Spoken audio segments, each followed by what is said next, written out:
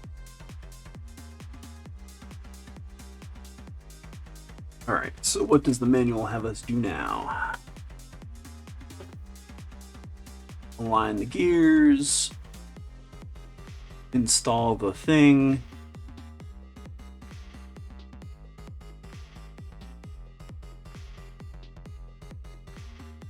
This is the original Montech gear, which is what they're suggesting.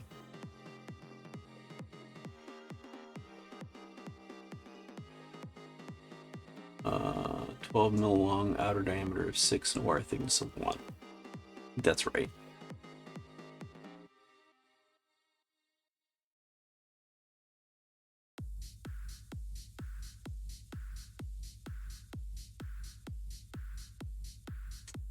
The latch mechanism must seat into the groove in the shuttle piece. This is what allows the extruder to grip the filament effectively. Yep, I learned this all with the V2. Anti-squish thingamajig. Softer and flexible materials will deform and extrude poorly under too much tension. Mini StealthBurner adds an anti-squish thingamajig screw that sets the minimum distance between the drive gear and idler. Backing the screw out increases the distance, and tightening the screw decreases the distance. Alright, so I do want to back that out just a little bit, because we're looking for late teeth marks, which is what it's saying.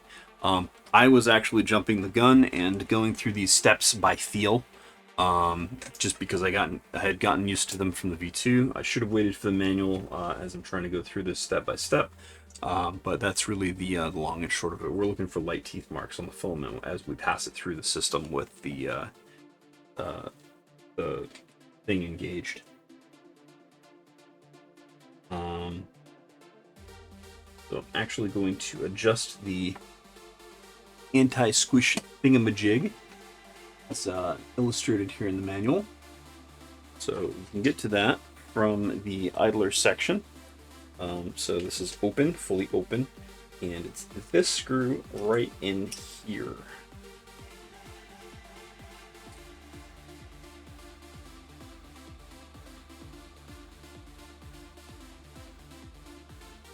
This driver is just not doing it, so I will look for another.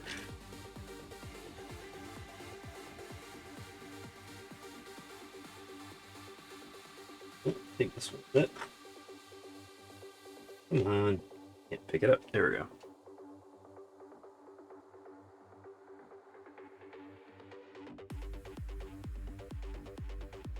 Yep, that's the right one. I'm just backing off on that screw some in order to get some anti-squish going here.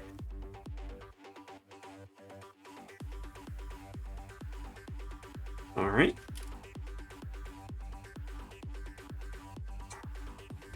See how that works. It might not be out enough. Let's drop in some filament. Close up gap idler here. Make sure that we can push it through. That it's not too hard.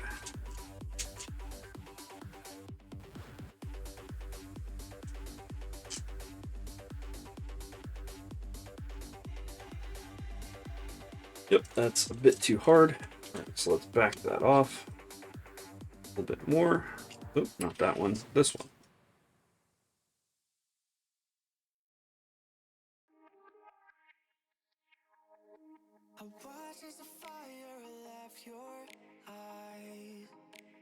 Okay.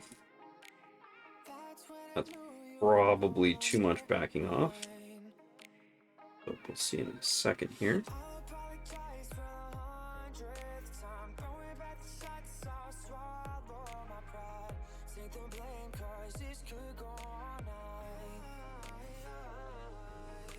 Oh, now it does not engage at all. So we put too much. Let's screw this in just a bit. White point between the two last times should do.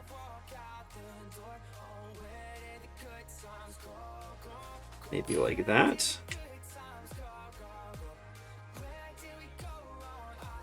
Perfect. So it's in there, but it's easy to fly this right on through. but if I hold the gear, which is what the motor is on, doesn't move at all, which means that it's being gripped firmly. Cool. So that part is done.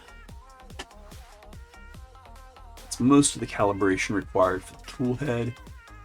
Print head, fans. There she blows. Okay, so it's time to install fans. I need blower fans. This is probably going to be in the V0.2 upgrade kit, I imagine. So let me fetch that real quick.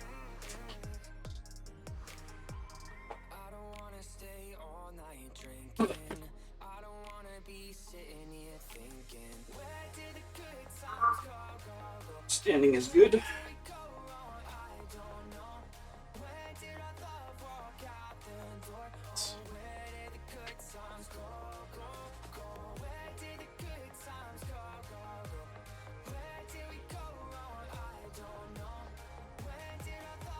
Okay, so grabbing everything from the V0 upgrade kit.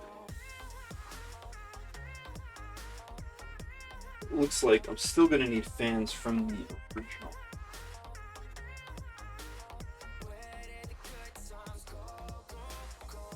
That one.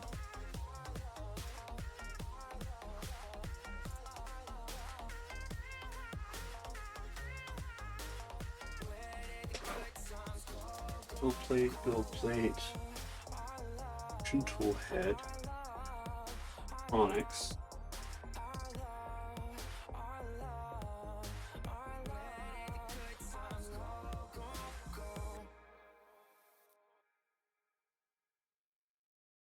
Oh, it looks like I get a bunch more M310s.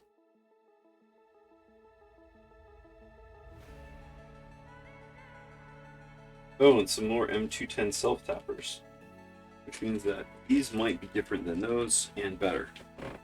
Wish I'd known that previously, but, you know, whatever. That was my fault.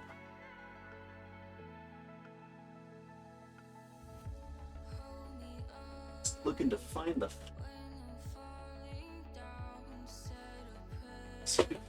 Oh, where's that stop? Look at this. Upgrade kits. Fancy. That may be in the electronics box? I doubt it.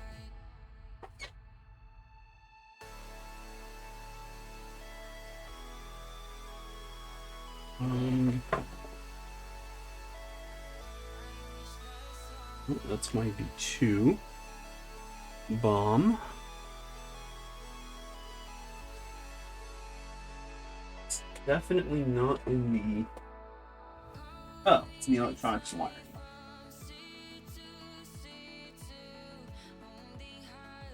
Okay. Just scrambling around for parts. Don't mind me. Alright, so there's the fans that we're after.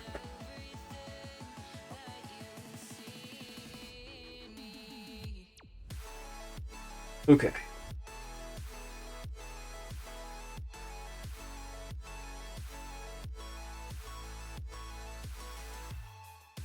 These fans are tiny.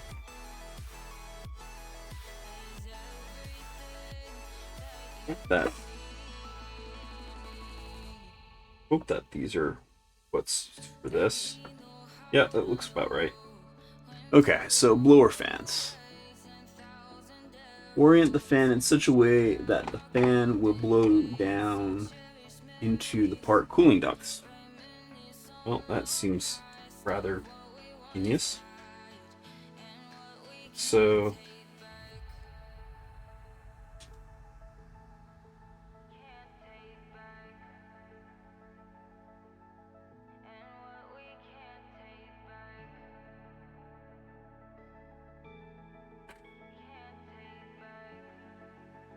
be able to just slide these in here, I guess. Do they slide?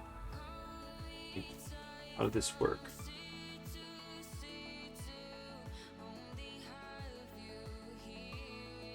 Oh, okay. Just kind of pop them in there and slide down. Okay.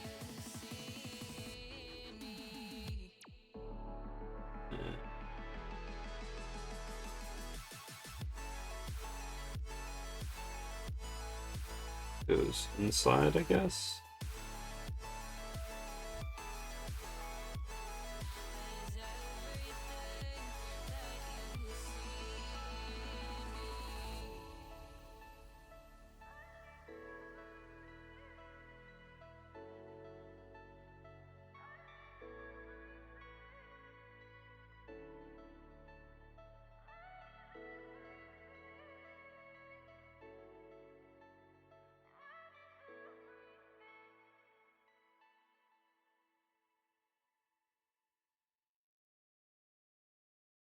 When we had that feeling, the stars were our ceiling, past the edge of town, 'cause we had nothing else to do.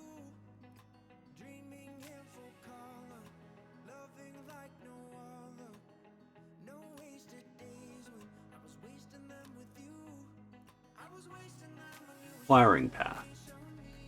Okay, so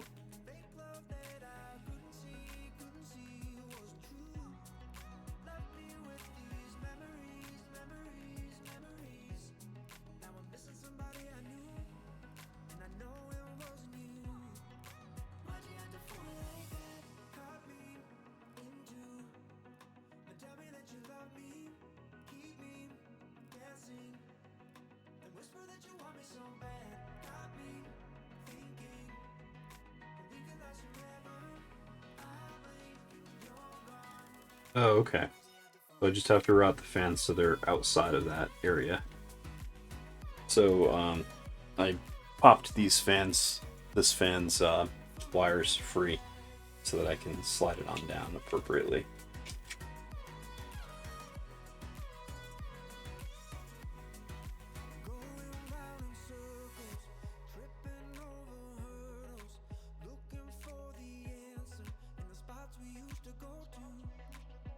Okay, and then the main fan, which would be this one, or the hot end.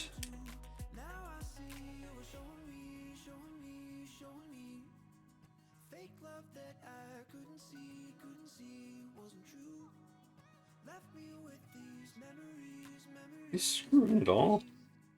Oh no, that's not flat.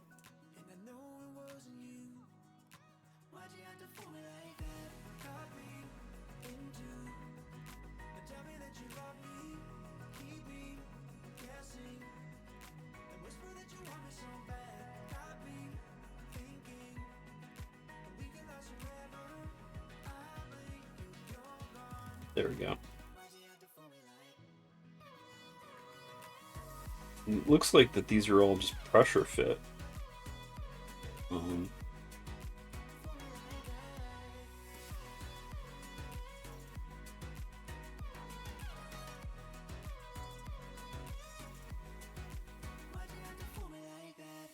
Where did these wires go?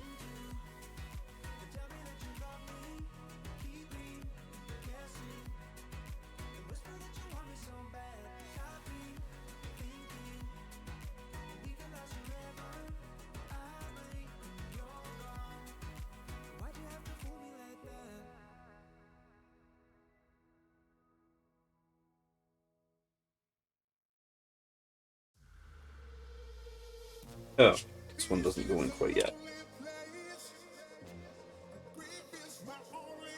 This one goes first.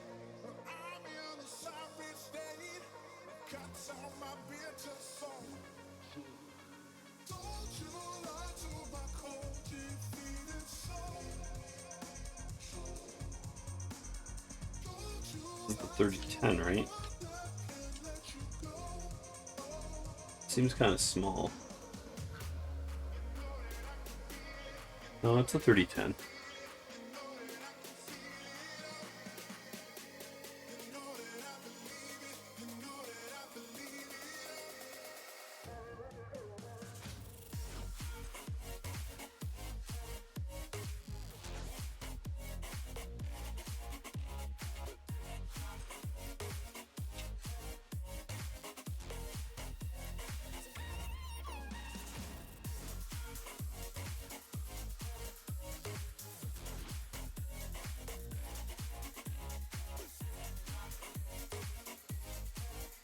There we go.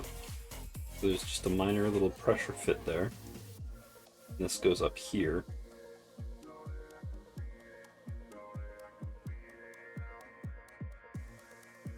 This opening goes here, goes toward that, this way.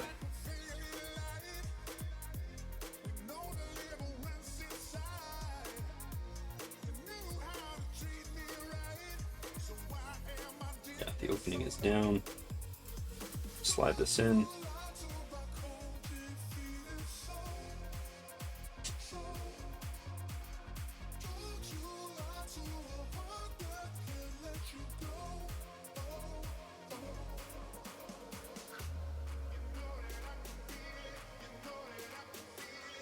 Oh, that's supposed to go that way too.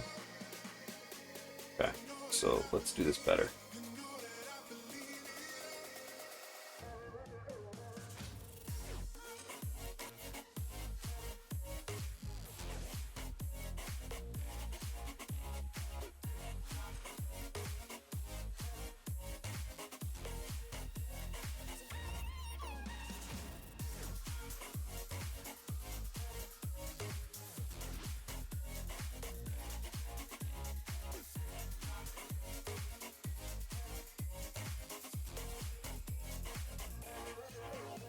Okay, so that wire on the left fan has to go underneath it, and there's a feature for that.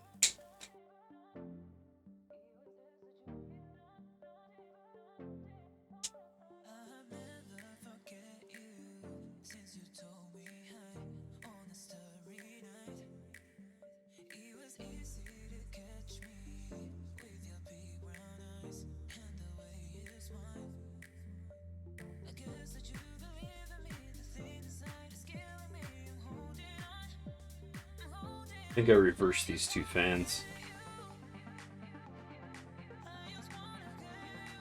It'll be fine.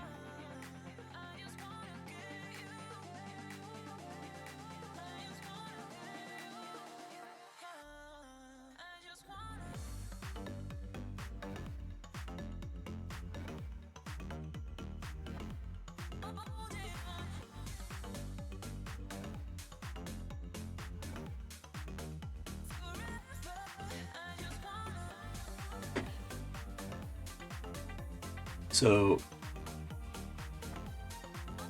install that fan on the left in this orientation, then the front fan, and then you route it out that way, and then this fan's cables route the same way. Yeah, I just had to continue to see that. The wiring path for the other fan, however, no clue, it doesn't show.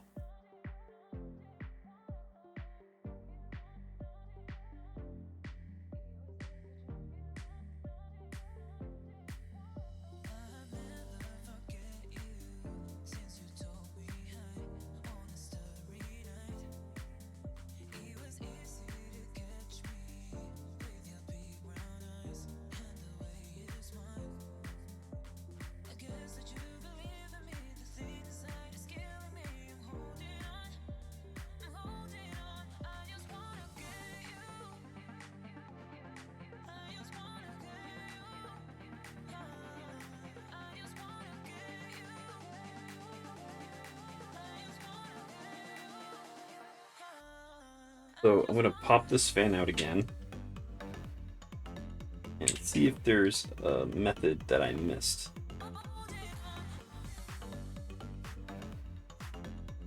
No, it doesn't look like it. It just kind of goes where it wants to.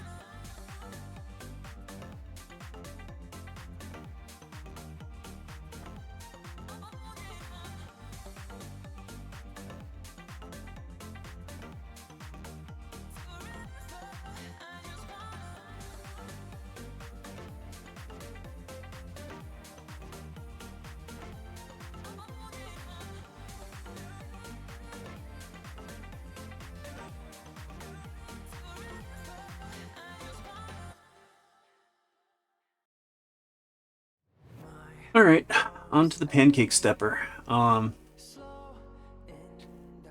Let me go ahead and grab one of those.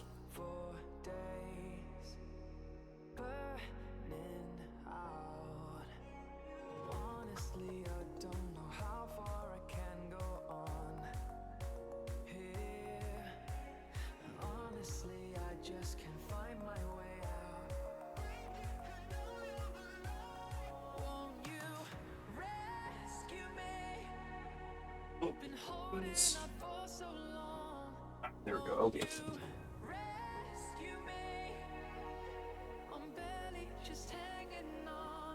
Okay.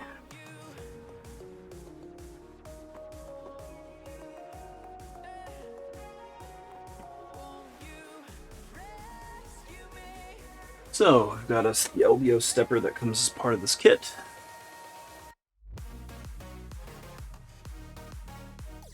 And that's just going to get installed right in here.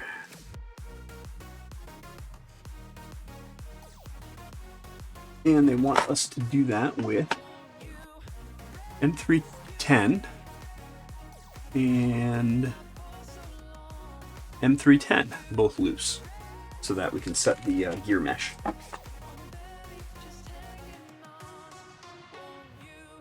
And again, don't have any M310 VHCSs there, but I believe in the upgrade pack that I just found, I should have a lot more of those. So let me find that. Oh, there we go. Okay. So V0.2 fastener upgrade kit. I got the V0.2 upgrade kit. I'm looking for M310, M38, M210, M210 self-tappers. These actually look a little different.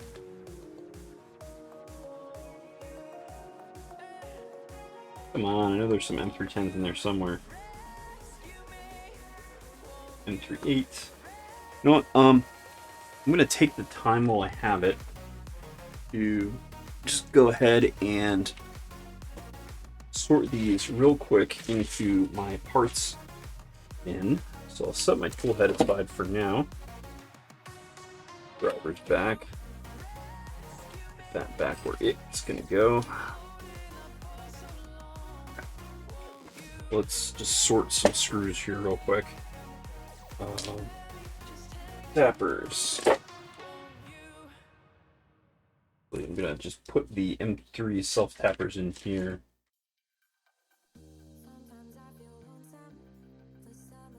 Alright, so these are M38s.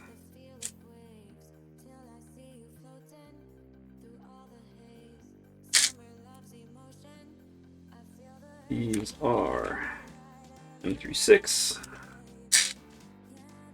These are M28.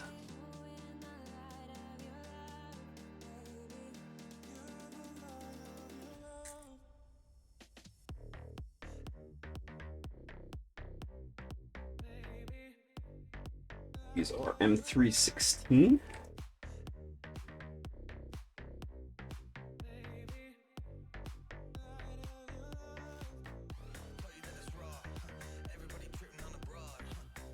These are M330.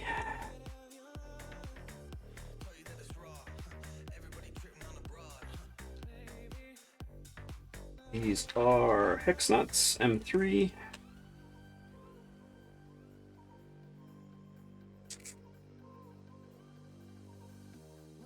These are M310s.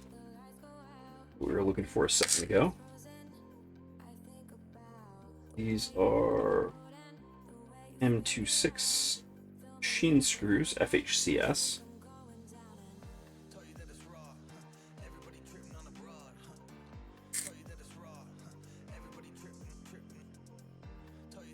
And these are crap load of heat sets. Always good to have around. So by taking that extra minute just to organize my baggies of screws into my screw container here, will make life a whole lot easier to find stuff rather than having to rifle through little bags. The reason I'm keeping the M210 self-tappers separate is because I want to see if they did anything about making the heads a little deeper and or making the screws a little harder so that they don't deform and strip every 5 seconds, which is what I was finding with the original ones included with the 0.1 kit that I had been building from. That's where all of the rest of these fasteners came from.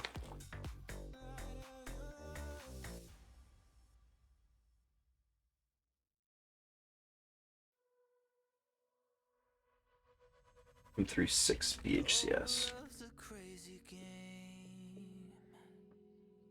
I think these were from the other kit, though.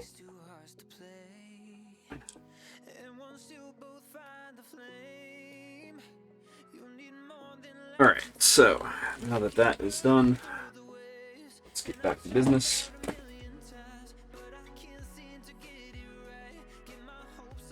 Oh, and I do have some more of those little round things, which might be appropriate for the first steps of the tool head build that I missed. Put heat sets in those. We'll do that when we come to it. Anyway, we're looking for M310s, so grab a couple of those. Organizing is half the battle. Well, with my V2 build, my entire V2 build, I used those little stupid baggies, and it was very, very frustrating having to figure out what box the appropriate fastener was in and then go through all the stupid little baggies. Whereas I have this nice screw case here that has really helped me out through this build. It has made things go quite a bit quicker. Screwdriver.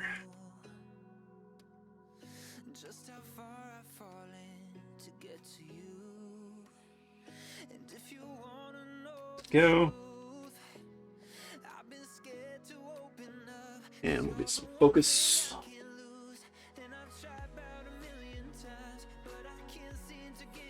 So again, these are going to be super loose. Oh, they go in from the front. I forgot. So, as I was saying, these are going to be super loose because this is how you adjust the mesh, the gear mesh.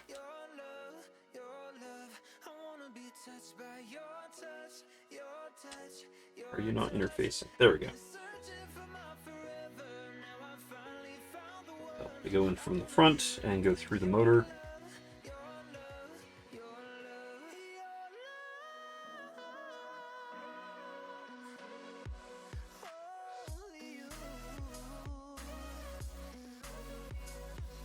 And M310s are really long for this job. Wow. Even leaving them loose is weird. Let's see if I can open this up. Oh yeah, if I open that up, I can get to it. Cool.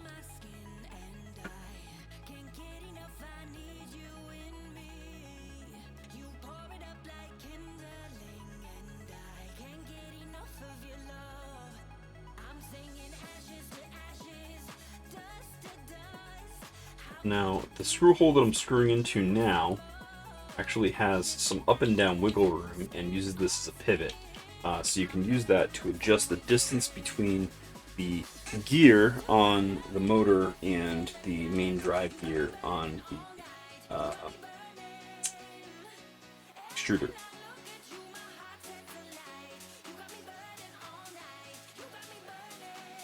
So you want just a little tiny bit of play. You don't want it all the way down. I think that's just about right. I'm gonna screw this down. Not super hard, but enough to keep it from moving around. I'll screw this down. And then I'm gonna retest that this doesn't move. And it does, so I'm gonna a little more. There we go. I will test the gear mesh, and there is just a little tiny bit of wiggle on the gear, which means that it's mating with the gear properly, and there's just a little tiny bit of play. That's exactly the way that things should be.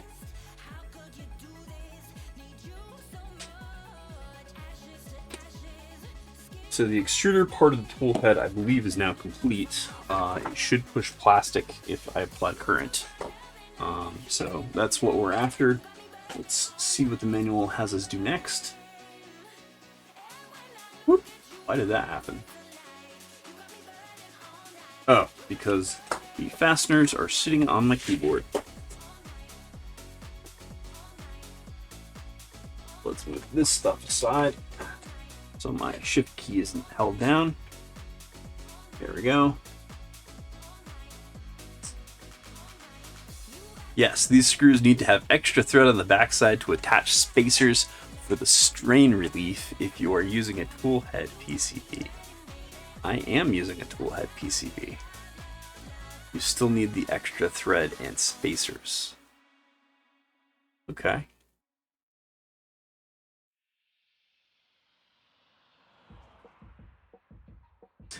So yep, we've properly adjusted the backlash per the manual.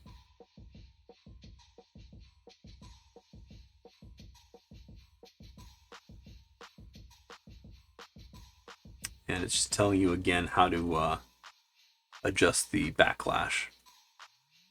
Open up the extruder latch and drop the idler down so you can freely rotate the 50-tooth gear. On the next page, we'll be setting the proper gear mesh between the motor 10T pinion and the BMG 50-tooth gear. I just did all that. Adjusting motor backlash, we'll need to adjust the amount of engagement between the motor pinion and the 50-tooth gear.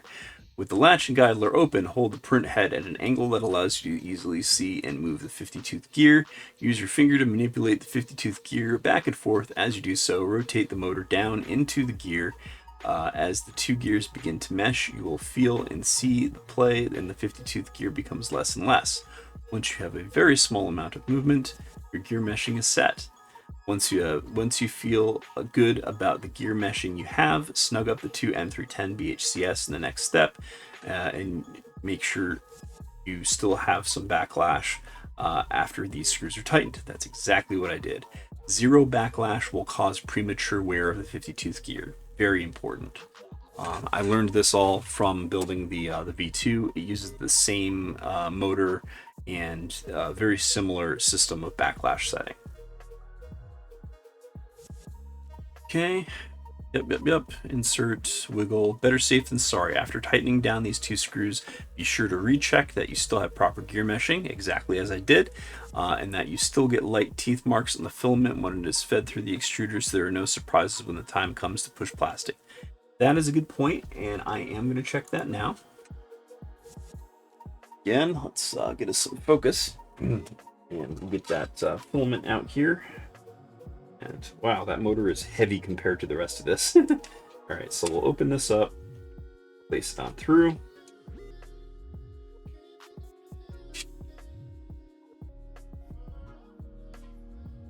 Close our idler.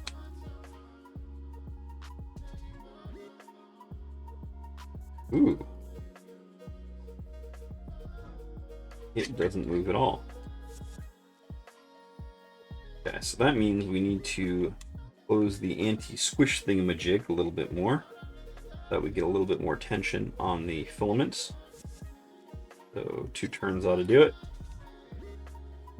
Okay, we've got engagements. And now as I push the filament through, I cannot move it because I'm dragging the motor. And now I feel the motor. And the motor is difficult to move.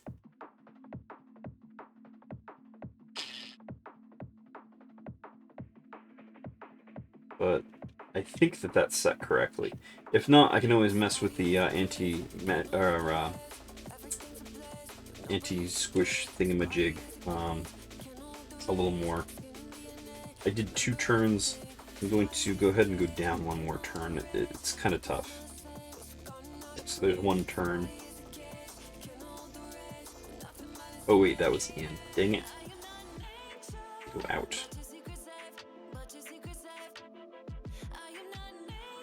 1 turn and 2 turns.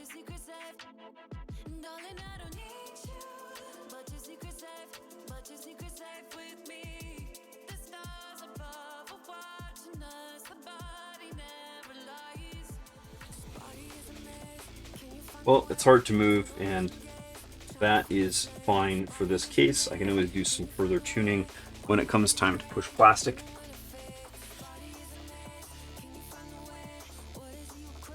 Hot end. Okay, so on the next page here, which is page 173 for people who are following along, these are the various supported hot ends. We've got the Revo, we've got the Dragon, we've got the Dragon BMO, we've got the Drop XG, and we've got the Creality CSPR. I'm not even sure what that means. Sophie's Choice. There are a number of hot ends that are compatible with the V0 toolhead. There is no best hot end. Choose the hot end that fits the criteria you find the most important. The rest of the toolhead instructions will show only the Revo Voron. The only difference in assembly between the hot ends will be the screws needed on the next page. Okay, so these are the supported toolheads that fit in the Voron V0 Mini StealthBurner. I'm not using any of them. So I had to go get a user mod, and this is the user mod cowl for the V0.2 for the Rapido. And they actually mentioned this in the release party video of the V0.2 that there would likely be a Rapido mod very, very soon after release. The reason it's a mod is because you actually have to shift the cowl around. They wanted to do a universal cowl, and the Rapido won't fit in the universal cowl because it's so large. So this cowl actually has a little bit of a pushed up design that will work with a specialized Rapido insert, which is what I'm planning on using in a minute. Just need to track down that insert so we can use it, and down the Rapido so we can use that as well. That back on here.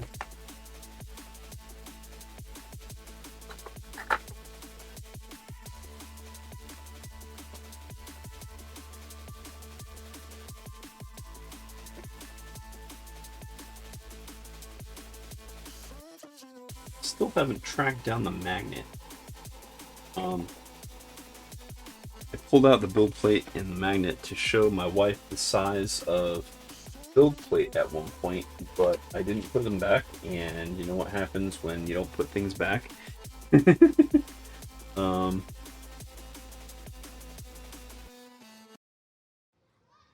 just looking for the box that I have with the Rapido cowl.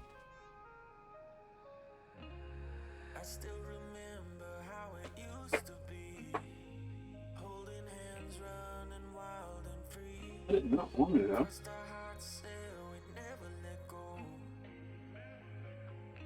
Oh, it's the electronics.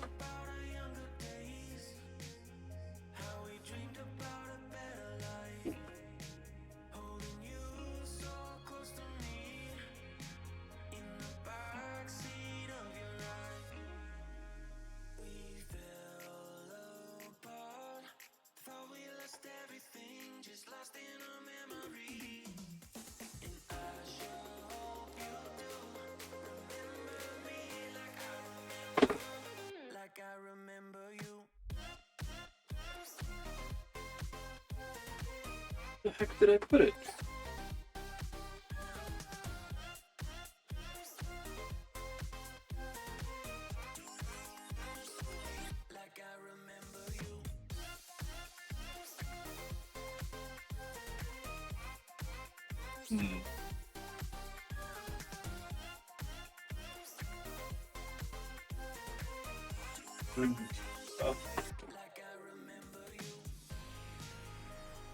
Wait.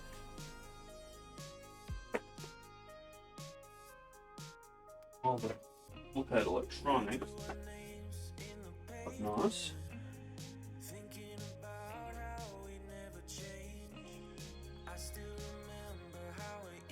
Rapido. Oh.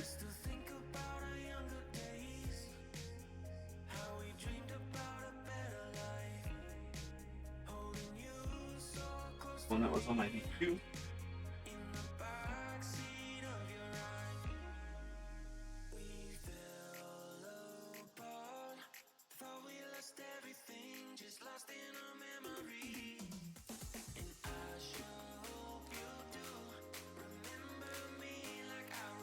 Ding.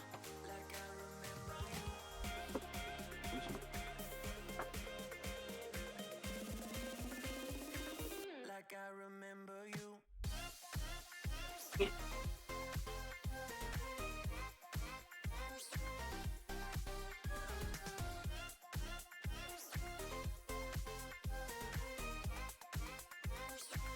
This. It's the toolhead motion box.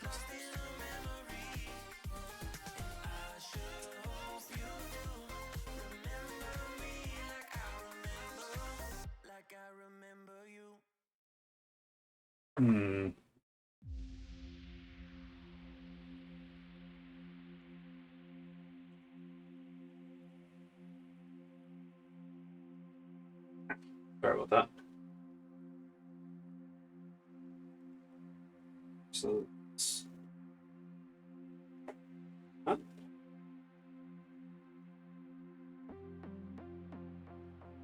crimping.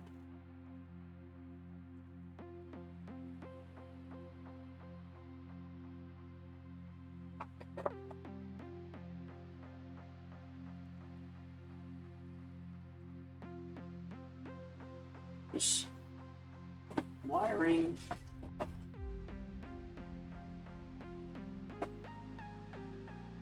A bag. Two.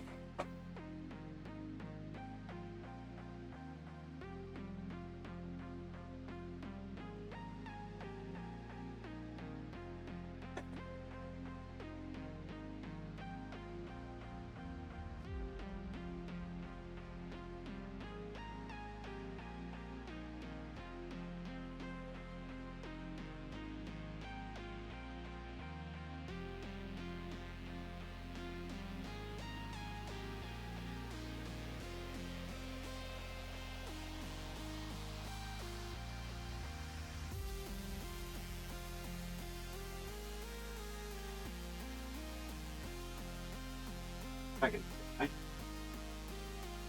Again.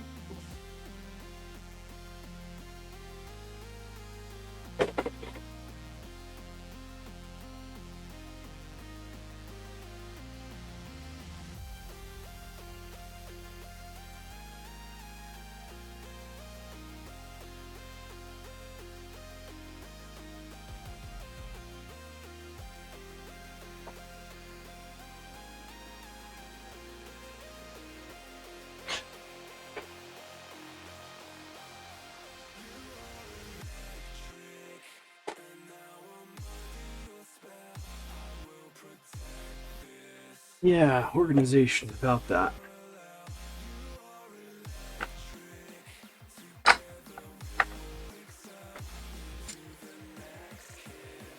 Go here. Over on this so I don't hurt myself.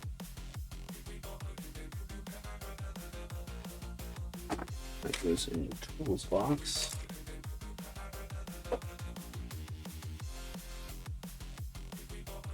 Spare build plate.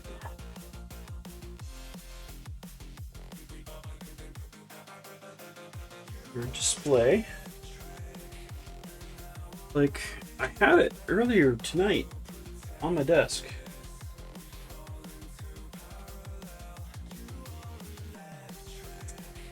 Maybe upgrade parts.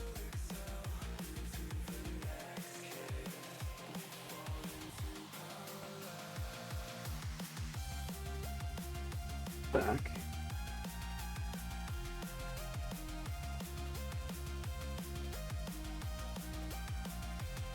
hate it when that happens.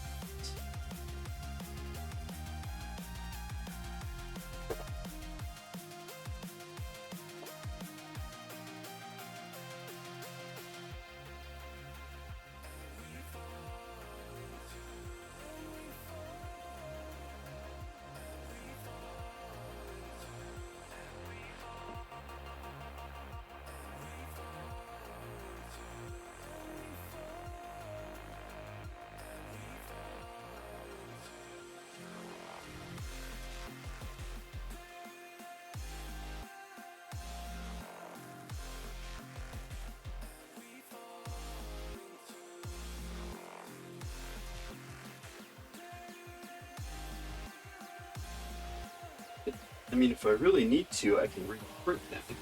That won't take that long. I really shouldn't have to.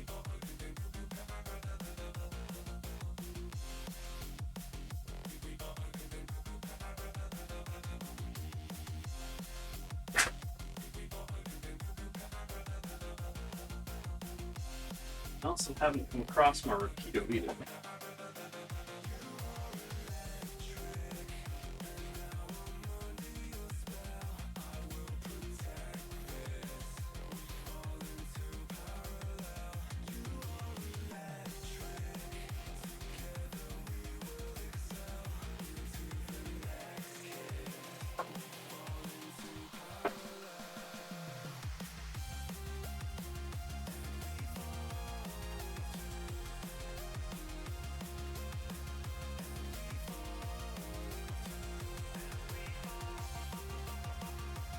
Slot this.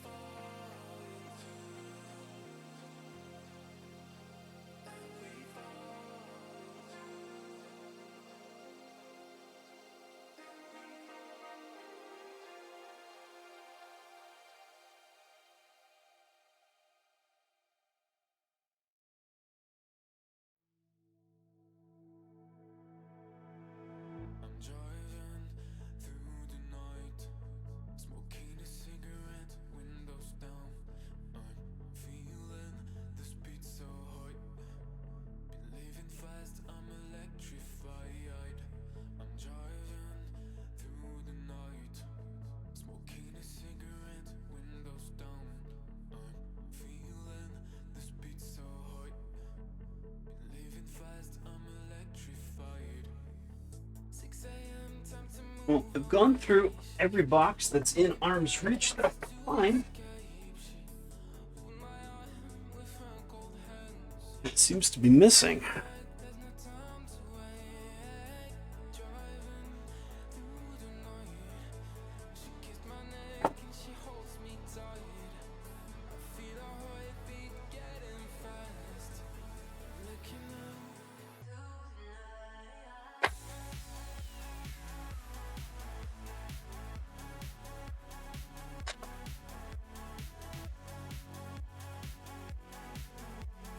All right. Well, let's see here.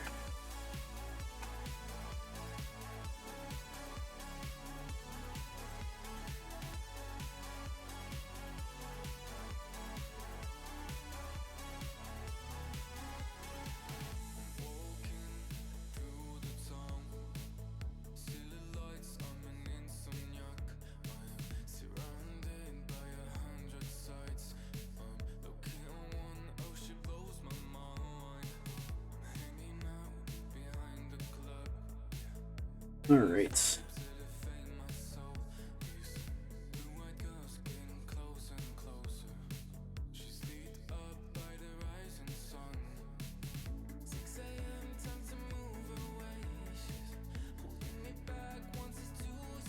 Button mount for Rapido.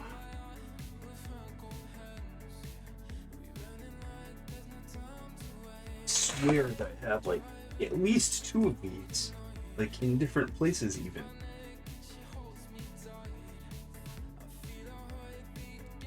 At least it's a relatively simple part. How long will this take? Slice. 26 minutes.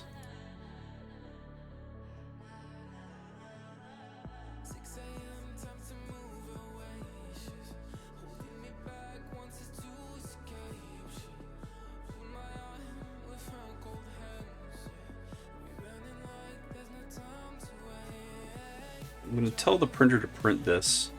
It'll take a while to get up to temperature. I'm going to keep looking and see what's what. Because I know that there were at least 2 of these printed. I printed a prototype and I printed a copy when I printed this version of the tool head.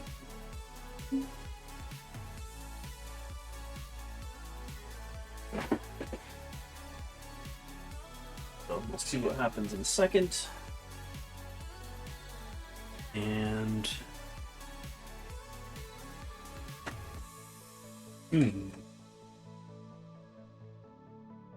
where the heck could it be? I know you didn't all come to watch me figure out where things are in my room.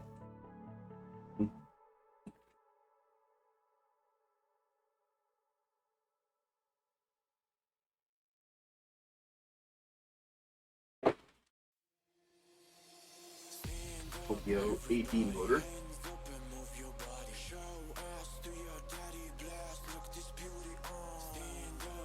Don't have that much stuff in that many places. Why stuff isn't popping into view is kind of crazy to me.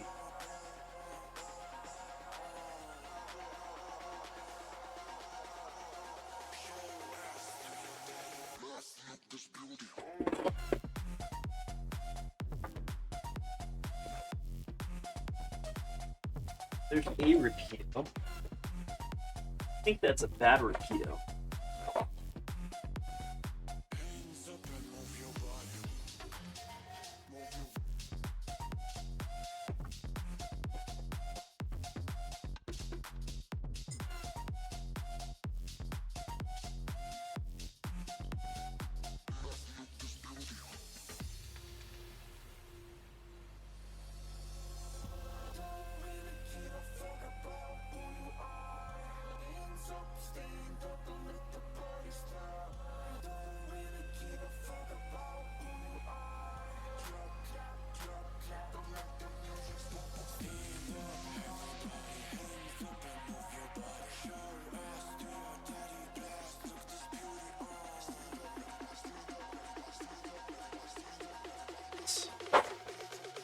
They slid off the back.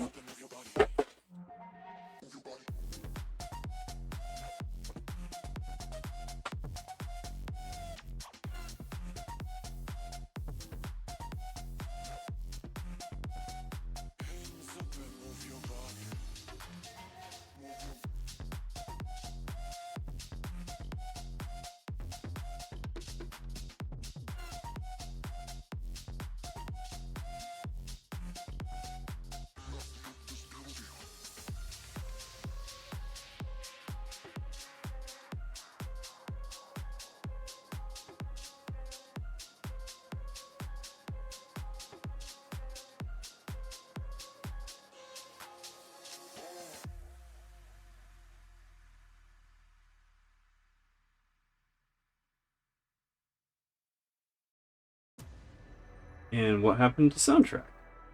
Oh, there we go. Guess it was just switching songs. Alright, well, you guys check this out while I am scouring my room here, and we'll see what I can find.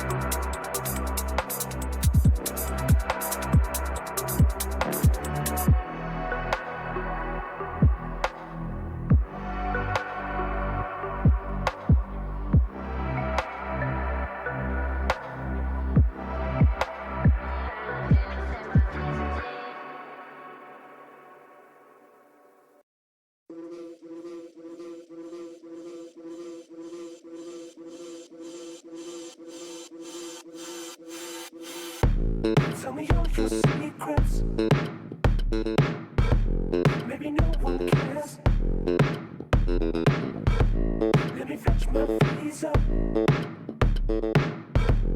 We don't have to share. Whenever we touch, you know that I'm here to stay. And when it gets tough, you know that I'll always say. Whenever we touch, you know that I'm here to stay. Whenever we touch.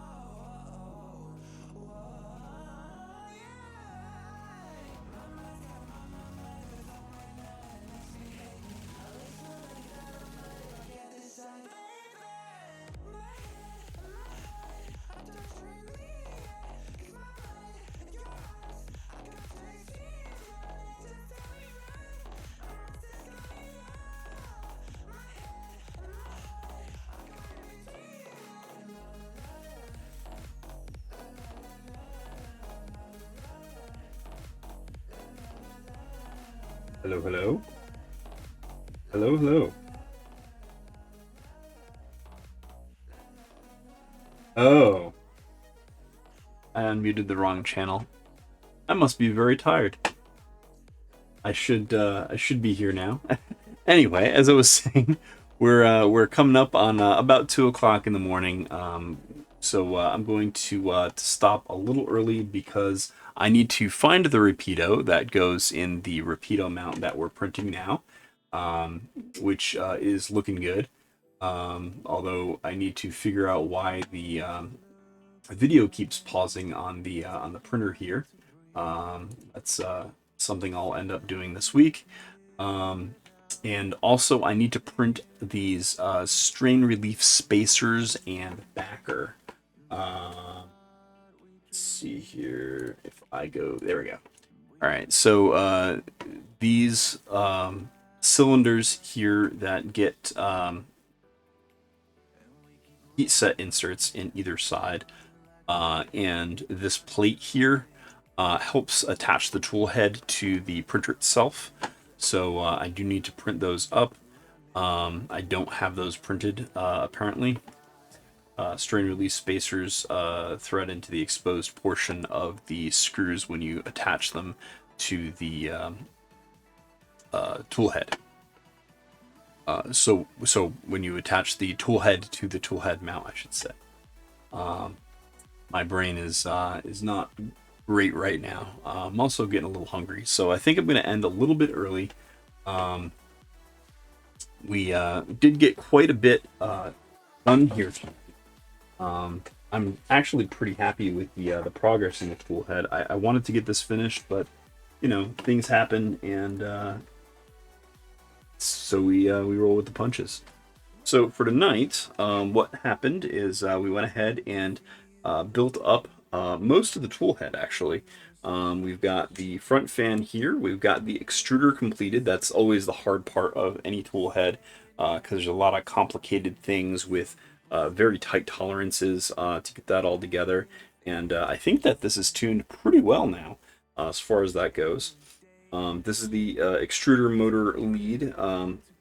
So we'll probably end up re-terminating this onto the tool head board that we're using, and probably end up re-terminating this big long cable wire as well, which is the for the fans. Both of these fans, the part cooling fans, are on this cable. We'll probably shorten that up. Actually, I might even cut it off right at their splice here, and or right after their splice here, and use that as the input for the tool head board. And then there's this, which is the main fan for the Rapido, and the tool head will mount right up in that section when we get that all settled. So I'm pretty happy with that overall. Not too shabby. The fiddly bits are really the extruder builds. I like building these Voron extruders. They're really well designed, and I know that they spent a big long beta period on these, getting everything just right. So that's pretty nice. The two-tone print is pretty cool. I wish that front were a little bit flatter, but you know, that's not too bad at all. I'm pretty happy with that, especially over the prototype here, which was just open. I also thought about maybe going red with that, with the Voron logo, because that's pretty common. But given the black and purple theme, I figured that would just be kind of a little loud and out of place. So I think that the just using the black there to match the rest of the printer is a good look. Gives it kind of shadowy vibes. So yeah, things are looking pretty good there. The printer itself is coming along. The motion system is pretty much done. As I said up front, I do need to get some wires for the print bed and the print bed's thermal sensor, the thermistor, in order to clip to the Wago and the electronics. Speaking of electronics, I should also build print the supports for the board that's I'm going to be using. So I'm using not the Pico Bilical, but its predecessor. This is the V0 umbilical breakout board, and this was designed by Timit, who you may have heard me talk about before. He's actually the guy who kind of suggested that I pick up this printer from this particular deal that happened on the garage sale portion of the Voron Discord. That's where I got most of my V0 parts from. It was a buy that was all put together by a gentleman there. Yeah, so this is the V0 umbilical breakout board. You basically have a breakout here. And then on the tool head, you mount this guy. I don't have to unplug it now. Here, we basically have slots for the thermistor, the hot end. What else we got here? The part fan, the tool fan.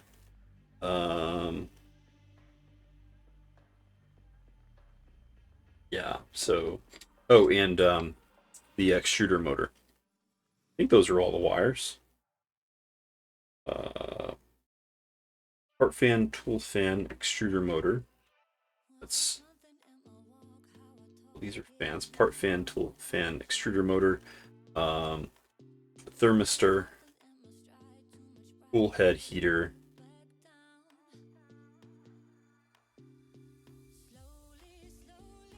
motor. That leaves one other thing. Oh, it might be an end stop. Just taking a look here.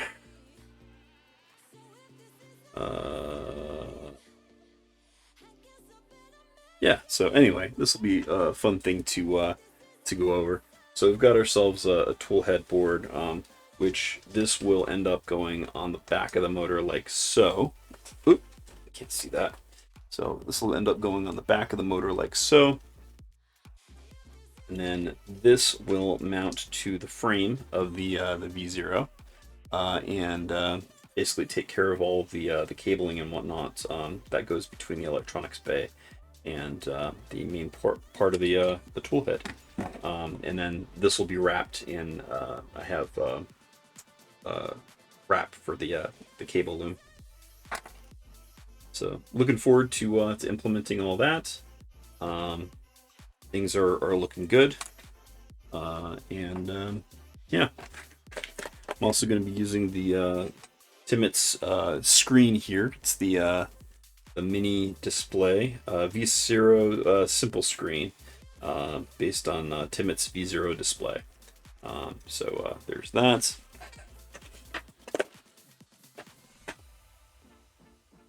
And yeah, things are coming along. So next time around, we are going to be working on the getting the actual tool head mounted. So we're going to end up putting the tool head on the printer as well as installing the tool itself, the hot end, and also I have put it in the electronics box so I wouldn't lose it. Put the electronics box far away from me.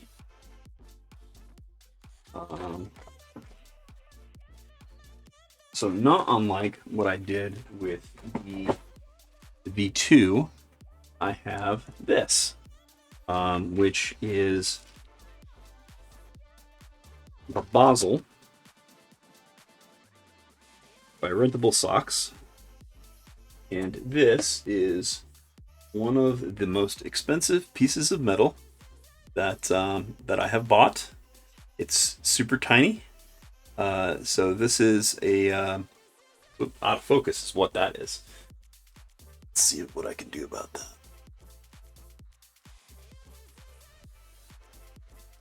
There we go.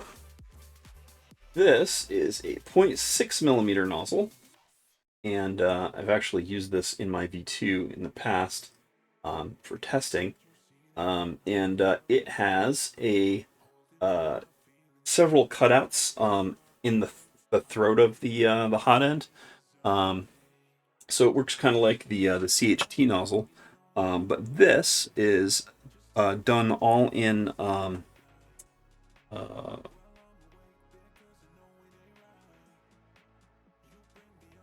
what is it called? Tungsten carbide. So this is pretty much indestructible, which is why it's so expensive. So this is about $80 for a teeny tiny little nozzle. And it's a 0.6 millimeter, so it's high flow. By being 0.6, by having the CHT style additional contact with the filament coming through, it's more surface area that enables much faster, better melting, but also by the nature of being the material that it is, it heats up and cools down quite a bit faster as well. It's an incredibly conductive material. And you know, if it ever gets jammed, you can basically hold a blowtorch to it until it turns red, and you can basically use it again. So yeah, looking forward to adding this to the Rapido. I'm gonna drop this back in the plastic bag and stick this back in the electronics box with the rest of the important electronics, so I don't lose that. And yeah, so that's kind of the long and short of things. So anyhow, thank you all for tuning in. I am going to go grab some food and try to track down that that darn Rapido that's around here somewhere. I did make sure that I bought the number of Rapidos that I thought I did. I'm up to 4 now, by the way. There was the initial one, which crashed several times and then self-destructed. There was one that I bored out, and that became a problem, so I ended up replacing it on my own. That's the one in my current one in my V2, and I should have a spare just in a box waiting to go into the V0. Yeah, that's kind of where I'm at right now. Let's take another quick look at the V2 and see what is going on with that.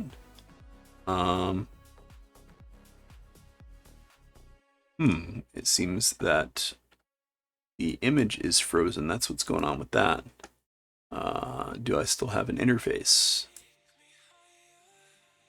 I don't. So I'm going to go downstairs and figure out what the heck is going on, if it's still printing or what. Because I think that it stopped being connected to the internet for some reason. Been quite the times. Anyway, thank you all for tuning in, and I will see you next time. I believe that I'm streaming next week. If I'm not, I will definitely put a note in the Discord. I'll drop the Discord here. I don't know if I'll be able to stream next week because I have a meeting that following Monday that's super early in the morning, which means that I will need to be up and dressed and out of my door pretty early. So I might start early next week, or I might cancel. I'm not sure. We'll see what happens. But yeah, join up on the Discord, hit the follow button, get subscribed if you're into it. And I will certainly see you next time. Have a great night. Bye.